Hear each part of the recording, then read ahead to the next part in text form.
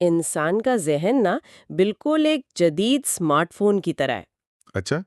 ہاں، اور دوستی یعنی دوستی وہ خاموش ڈاؤن لوڈ ہے جو بیک گراؤنڈ میں یا آپ یہ کہہ لیں کہ پس منظر میں ہر وقت چلتا رہتا ہے۔ صحیح، بالکل صحیح۔ انسان کو اندازہ بھی نہیں ہوتا اور اچانک ایک دن پتہ چلتا ہے کہ اس کا پورا آپریٹنگ سسٹم ہی بدل چکا ہے۔ آج کے اس گہرے مطالعے میں ہم اسی خاموش ڈاؤن لوڈ یعنی دوستی کے فلسفے کو سمجھنے کی کوشش کریں گے۔ بالکل۔ ہمارے پاس آج جو بنیادی مواد ہے نا، وہ محمد فاروق راشد صاحب کی ایک بے حد فکر انگیز تحریر ہے۔ وہ کراچی کے ایک اسکول میں اردو کے استاد ہیں اور انہوں نے اس بات کا بہت باریک بینی سے جائزہ لیا ہے کہ دوستی صرف وقت گزارنے کا کوئی مشغلہ نہیں ہے، بلکہ یہ ہماری زندگی کا نقشہ اور رخ متعین کرنے والا ایک طاقتور اصول ہے۔ اور یہ جو آپ نے آپریٹنگ سسٹم والی تشبیہ دی ہے نا، یہ اس تحریر کے مرکزی خیال پر بالکل فٹ بیٹھتی ہے۔ یہاں جو بات سب سے حیران کن ہے وہ یہ ہے کہ مصنف نے کس خوبصورتی سے ایک انتہائی قدیم اور مشہور قول کو، یعنی انسان اپنے دوست کے ایمان پر ہوتا ہے، کو آج کی جدید نفسیات کے ساتھ جوڑ دیا ہے۔ ہاں، اور عام طور پر جب ہم ایمان کا لفظ سنتے ہیں تو ذہن فوراً تھوڑا یعنی مخصوص عبادات یا عقائد کی طرف جاتا ہے۔ یقیناً، لیکن اس تحریر کا کمال ہی یہی ہے کہ یہ ایمان کو ایک بہت وسیع تر تناظر میں پیش کرتی ہے، یعنی بات صرف مذہبی عقائد تک محدود نہیں ہے۔ تو پھر کس چیز کی بات ہو رہی ہے؟ یعنی ہم زندگی کو جس آئینہ سے دیکھتے ہیں یہ اس حوالے سے ہے؟ جی ہاں، یہ تحریر بتاتی ہے کہ ایک انسان کے عقائد صرف اس کی عبادات تک نہیں، بلکہ اس کی سوچ، اس کے فیصلوں اور اس کے طرز زندگی میں جھلکتے ہیں۔ یہ اصل میں وہ اندرونی فریم ورک ہے جس سے کوئی دنیا کو سمجھتا ہے۔ صحیح۔ اور جب ہم کسی کو اپنا دوست بناتے ہیں نا، تو ہم لاشعوری طور پر اس کے ان تمام پہلوؤں کو اپنے اندر جذب کر رہے ہوتے ہیں۔ یہ وہ مقام ہے جہاں دوستی محض ایک سماجی تعلق نہیں رہتی، بلکہ زندگی کا ایک خاموش معمار بن جاتی ہے۔ چلیں اس بات کی تھوڑی گرہ کشائی کرتے ہیں۔ یہ جو آپ نے کہا کہ ہم دوست کی سوچ اور رویوں کو جذب کر رہے ہوتے ہیں، یہ عمل حقیقت میں کام کیسے کرتا ہے؟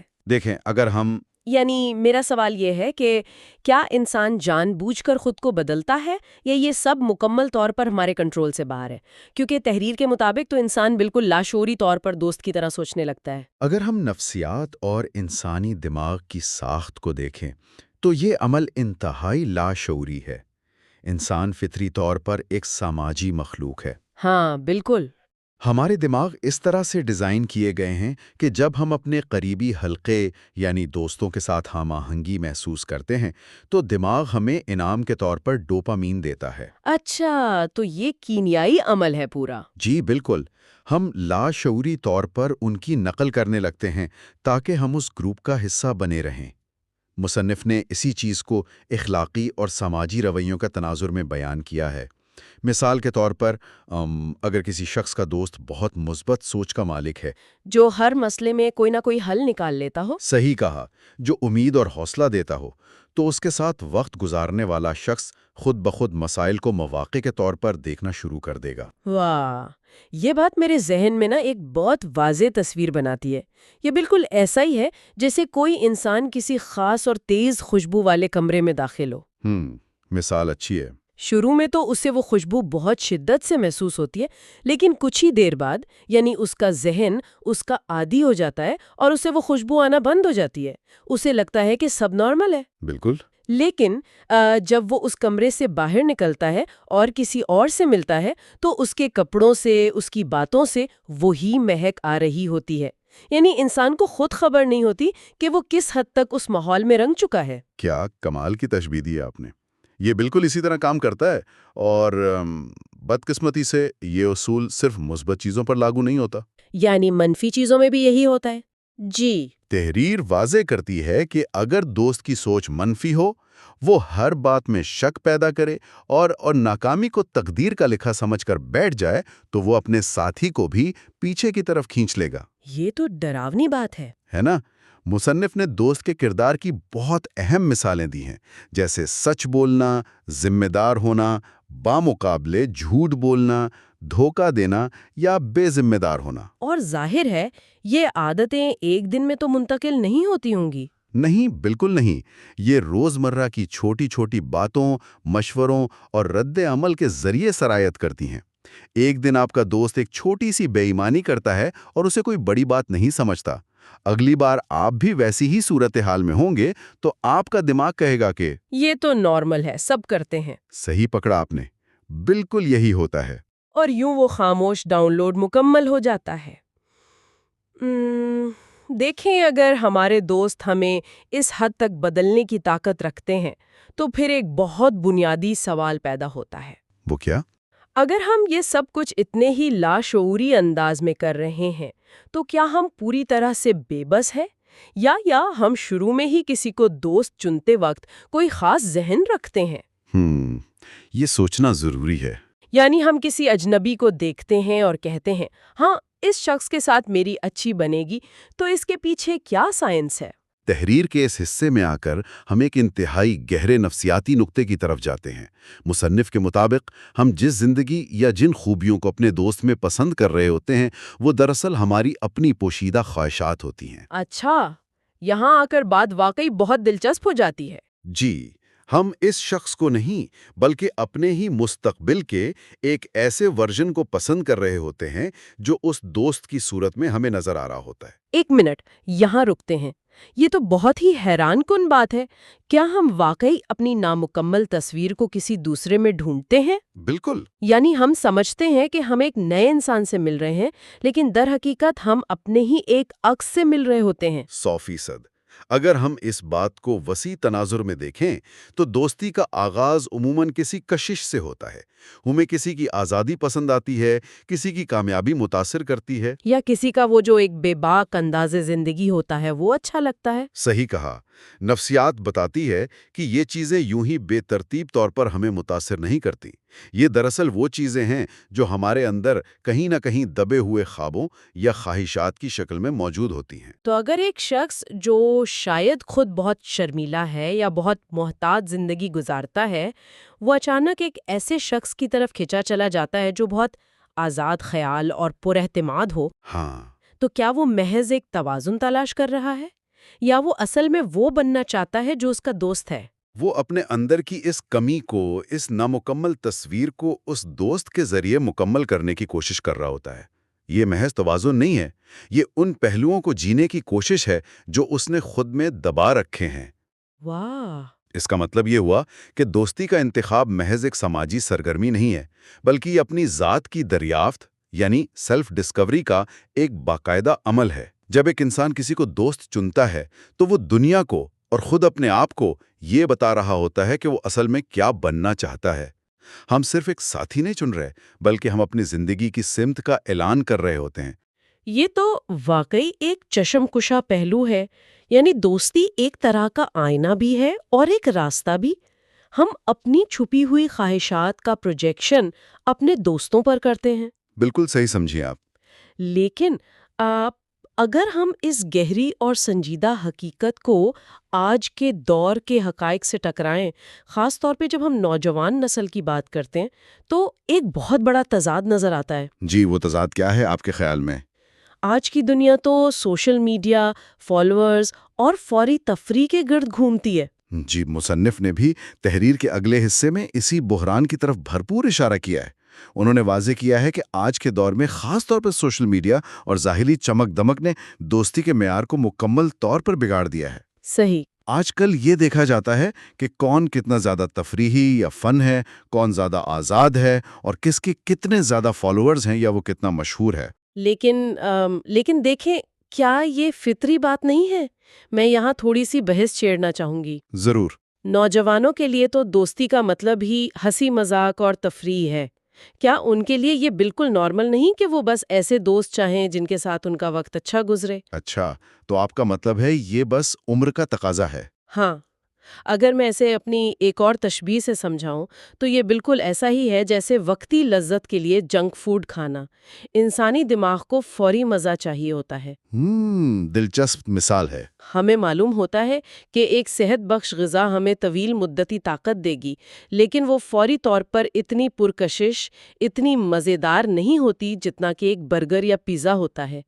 کیا آج کی نوجوان نسل دوستی کے معاملے میں بس یہی جنک فوڈ نہیں تلاش کر رہی کیونکہ اس میں فوری ڈوپامین ہے؟ آپ کا یہ جنک فوڈ والا زاویہ تو بہت برمحل ہے، اور اصل مسئلہ یہی ہے کہ جنک فوڈ دماغ کو وقتی طور پر تو خوش کر دیتا ہے، لیکن جسم کو اندر سے کھوکھلا کر دیتا ہے۔ بالکل۔ مصنف بتاتے ہیں کہ اصل معیار یہ نہیں ہونا چاہیے کہ کون ہمیں وقتی طور پر خوش رکھتا ہے، بلکہ معیار یہ ہونا چاہیے کہ کون سچا ہے، کون مخلص ہے، اور کون ہمیں ایک بہتر انسان بناتا ہے۔ یعنی سچی دوستی صرف تفریح نہیں ہے۔ جی نہیں، ایک برا دوست جو محض تفریح فراہم کرتا ہے وہ اکثر انسان کی غلطیوں کو درست ثابت کرنے کی کوشش کرتا ہے۔ وہ وقتی خوشی تو دیتا ہے لیکن آہستہ آہستہ تباہی کی طرف لے جاتا ہے۔ صحیح۔ اس کے برعکس ایک اچھا دوست وہ ہوتا ہے جو انسان کو اس کی کمزوریوں کا احساس دلاتا ہے اور غلط راستے سے روکتا ہے۔ لیکن سوچنے کی بات یہ ہے کہ کیا یہ توقع رکھنا کچھ زیادہ ہی آئیڈیلسٹک نہیں ہے؟ کیسے؟ آج کے اس تیز ترین دور میں اگر کوئی دوست ہر وقت آپ کی اصلاح کرتا رہے یا آپ کو غلطی پر ٹوکتا رہے تو لوگ اسے بورنگ یا تنقیدی سمجھ کر چھوڑ دیتے ہیں۔ کوئی بھی انسان کڑوی دوا پینا کیوں پسند کرے گا، خاص طور پر جب اس کے پاس سوشل میڈیا پر ہزاروں ایسے لوگ موجود ہوں جو صرف اس کی تعریف کرنے کے لیے بیٹھے ہوں؟ یہ بہت زبردست سوال ہے، اور یہی وہ تضاد ہے جس کا شکار آج کی نسل ہے۔ لیکن ہمیں یہ سمجھنا ہوگا کہ ایک تنقید کرنے والے شخص اور ایک مخلص دوست میں بہت فرق ہوتا ہے۔ ہاں، نیت کا فرق۔ بالکل، مخلص دوست آپ کو نیچا دکھانے کے لیے تنقید نہیں کرتا، بلکہ وہ آپ کی بہتری چاہتا ہے۔ یہ کام آسان نہیں ہوتا، اور یقیناً یہ وقتی طور پر مزیدار بھی نہیں لگتا، بالکل ایک کڑوی دوا یا سخت ورزش کی طرح۔ صحیح۔ لیکن اس کا طویل مدتی فائدہ آپ کی شخصیت کو ایک مضبوط بنیاد فراہم کرتا ہے۔ اب کیونکہ مصنف خود ایک استاد ہے، اس لیے وہ یہاں والدین اور اساتذہ کے کردار کی اہمیت پر بہت زور دیتے ہیں۔ تو کیا ان کے نزدیک یہ ذمہ داری بڑوں کی ہے کہ وہ بچوں کو اس جنک فوڈ دوستی سے بچائیں؟ جی، مکمل طور پر۔ ان کا ماننا ہے کہ یہ سمجھ بوجھ خود بخود نہیں آتی۔ بچوں کو بچپن ہی سے یہ باقاعدہ سکھانا پڑتا ہے کہ دوست کا انتخاب کیسے کیا جائے، یعنی اچھی اور بری صحبت میں فرق کیسے کیا جائے۔ ہاں، تاکہ بڑے ہو کر وہ اپنی شخصیت کو محفوظ رکھ سکیں۔ اگر والدین انہیں یہ نہیں بتائیں گے کہ وقتی تفریح اور سچے تعلق میں کیا فرق ہے، تو وہ ہمیشہ ساتھی چیزوں کے پیچھے ہی بھاگتے رہیں گے۔ تو ہم نے دوسروں کو پرکھنے کی، ان کی خوبیوں خامیوں کو تولنے کی بہت بات کر لی۔ جی، ہم نے یہ تو طے کر لیا کہ ہمیں ایک ایسا دوست چاہیے جو ہمیں بہتر بنائے، جو ہماری غلطی پر ٹوکے، جو ہمارے حق میں مخلص ہو۔ لیکن یہاں ایک بہت کٹھن مرحلہ آتا ہے، اور وہ ہے خود احتسابی کا۔ آئینے کا رخ اب ہمیں اپنی طرف موڑنا ہوگا۔ اور سچ کہوں تو یہ وہ مرحلہ ہے جہاں اکثر لوگ ناکام ہو جاتے ہیں۔ ہم سب چاہتے ہیں کہ ہمیں بہترین لوگ ملیں، لیکن ہم خود کیسا رویہ رکھتے ہیں اس پر توجہ ہی نہیں دیتے۔ تو اس سب کا اصل مطلب کیا ہے؟ یعنی کتنا آسان ہے نا یہ توقع رکھنا کہ سامنے والا انسان تو ایک دم فرشتہ ہو، وہ ہمارے لیے ہر قربانی دے، ہمیں سیدھے راستے پر رکھے۔ بالکل۔ لیکن جب باری ہماری اپنی آتی ہے تو کیا ہم خود اس معیار پر پورا اتر رہے ہیں؟ تحریر کا یہ حصہ واقعی بہت طاقتور ہے، جہاں یہ سوال اٹھایا گیا ہے کہ کیا ہم خود اپنے دوست کے خیرخواہ ہیں؟ صحیح کہہ رہی ہیں آپ۔ اندر اتنی ہمت ہے کہ ہم اپنے دوست کو اس کی کسی غلطی پر ٹوک سکیں، بجائے اس کے کہ صرف اس کی ہاں میں ہاں ملا کر وقتی طور پر اچھے بن جائیں۔ اگر دوستی کا آپریٹنگ سسٹم اتنا ہی با اثر ہے اور ہم جانتے ہیں کہ یہ ایک خاموش ڈاؤن لوڈ ہے، تو ہمیں یہ بھی تو دیکھنا ہوگا نا کہ ہم دوسروں کے سسٹم میں کون سا ڈیٹا اپلوڈ کر رہے ہیں۔ کیا بات ہے! اس سے ایک بہت اہم سوال جنم لیتا ہے، اور یہی وہ مقام ہے جہاں یہ تحریر محض ایک نظریاتی بحث سے نکل کر ایک عملی لائحہ عمل بن جاتی ہے۔ وہ کیسے؟ مصنف واضح الفاظ میں کہتے ہیں کہ اگر انسان خود میں وہ خوبیاں نہیں پاتا جو وہ ایک اچھے دوست میں تلاش کر رہا ہے، تو اسے سب سے پہلے خود کو بدلنے کی ضرورت ہے، کیونکہ اچھی دوستی ہمیشہ دو طرفہ ہوتی ہے۔ یعنی ہم دنیا سے وہ چیزیں وصول کرنے کی توقع نہیں کر سکتے جو ہم خود دنیا کو دینے کے قابل نہیں ہیں۔ سکتے ہیں اگر آپ خود اپنے معاملات میں شفاف نہیں ہیں۔ اور آخر میں مصنف اسی تصور کو سمیٹتے ہوئے ایک انتہائی جامع اور گہری بات کہتے ہیں۔ جی بتائیں۔ وہ کہتے ہیں کہ دوست ہماری زندگی کا خاموش معمار ہے۔ یہ وہ معمار ہے جو بغیر شور مچائے ہماری شخصیت کی عمارت کھڑی کر رہا ہوتا ہے۔ ہم جسے دوست بناتے ہیں، ہم دراصل اپنی زندگی کی سمت کا انتخاب کرتے ہیں۔ سبحان اللہ۔ لہٰذا یہ ایک شعوری فیصلہ ہونا چاہیے کہ ہم سوچ سمجھ کر دوست چنیں اور اپنی صحبت کو بہتر بنائیں۔ انہوں نے ایک بہت خوبصورت اور روحانی پہلو بھی شامل کیا ہے کہ ہمیں ایسے لوگوں کے قریب رہنا چاہیے جو ہمیں خدا کے قریب لے جائیں۔ اس روحانی پہلو کا مطلب یہ ہے کہ وہ دوست جو نہ صرف دنیاوی کامیابیوں میں ہمارا ساتھ دیں بلکہ ہمارے اخلاقی اور روحانی معیار کو بھی بلند کریں۔ جی ہاں، یعنی وہ لوگ جو نہ صرف دنیاوی معاملات میں ہماری بہتری کا باعث بنیں بلکہ ہماری اخلاقی بنیادوں کو بھی مضبوط کریں۔ یہ اس پوری بحث کا نچوڑ ہے کہ دوستی صرف دنیا کا سفر نہیں ہے بلکہ یہ اس سے کہیں آگے کا معاملہ ہے۔ یہ ایک ایسا سفر ہے جو ہماری روح اور ہمارے کردار دونوں کو تراشتا ہے۔ اگر ہم آج کے اس نشست کی تمام باتوں کو سمیٹیں تو یہ بات بالکل شفاف ہو کر سامنے آتی ہے کہ دوستی صرف ایک سماجی ضرورت یا فارغ وقت میں کافی پینے کا بہانہ نہیں ہے۔ یہ دراصل انسان کی زندگی کا سب سے اہم انتخاب ہے۔ بے شک۔ ہم جو کچھ سن رہے ہیں، پڑھ رہے ہیں، یہ معلومات صرف معلومات کی حد تک نہیں رہنی چاہیے۔ یہ ہم سب کے لیے سوچنے کا مقام ہے کہ ہم اس اصول کو اپنی زندگی پر کیسے لاگو کریں۔ ہمیں چاہیے کہ اپنے ارد گرد موجود دوستوں کے حلقے پر ایک سرسری سی نظر دوڑائیں اور نہایت ایمانداری سے یہ جائزہ لیں کہ آیا ان کے قریبی لوگ ان کی شخصیت کو تعمیر کر رہے ہیں یا کہیں وہ خاموشی سے ان کی صلاحیتوں کو دیمک کی طرح چاٹ تو نہیں رہے۔ بالکل۔ یہ ایک تلخ لیکن زندگی بدل دینے والا جائزہ ہو سکتا ہے، اور اس جائزے کے دوران اس تحریر کی روشنی میں ایک ایسا فکری نکتہ ہے جس پر میں چاہتا ہوں کہ تھوڑا طویل غور کیا جائے۔ جی ضرور۔ ہم نے تفصیلی بات کی کہ انسان جن دوستوں کا انتخاب کرتا ہے وہ دراصل اس کی ان پوشیدہ خواہشات کا عکس ہوتے ہیں جو وہ خود اپنے اندر مکمل دیکھنا چاہتا ہے۔